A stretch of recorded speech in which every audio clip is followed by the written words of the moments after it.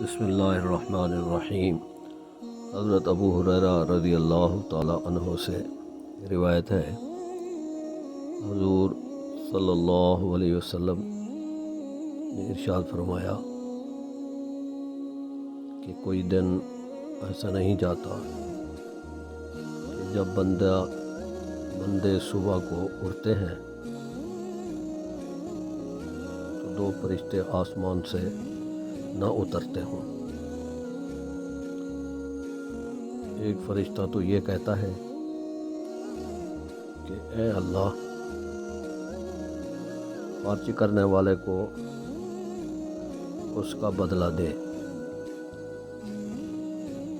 اور دوسرا فرشتہ کہتا ہے